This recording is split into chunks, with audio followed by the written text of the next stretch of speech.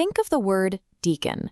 The image that likely comes to mind is one of formal church hierarchy, solemn figures in robes carrying spiritual authority within a religious institution. But if you traveled back to the streets of ancient Greece and asked for a deacon, nobody would point you to a priest. They would point you to a waiter.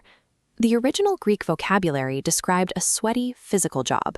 It meant clearing plates from a wooden table, hosting guests, and rushing to complete chores.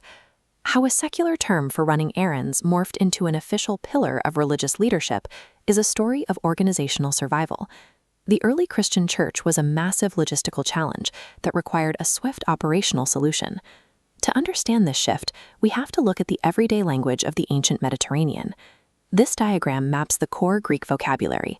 From the verb diakoneo, it branches into the noun diakonos and the imperfect verb diakonon.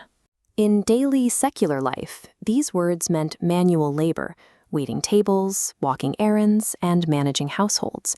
The words required motion. They described someone actively hustling to meet the immediate material needs of the people around them. Zero spiritual connotation existed in the original etymology. It was a completely secular description of sweat equity. Fast forward to the early 1st century, before any formal church institutions had been built.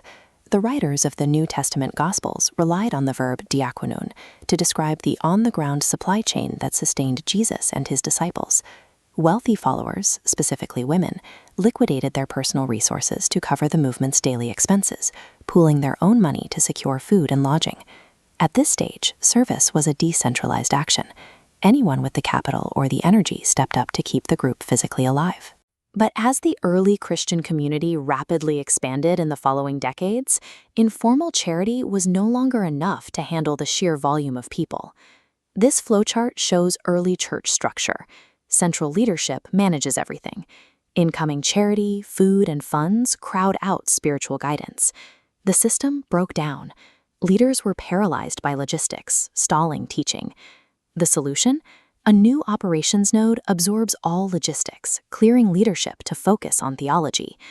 To staff this new branch, they took that everyday Greek noun for an errand runner, the diakonos, and froze it into an official title, the deacon. Creating the deacon solved a critical scaling problem through a strict, permanent division of labor. Deacons took total ownership of the ledgers, the food pantries, and the community wealth. The apostles stepped away from the tables entirely.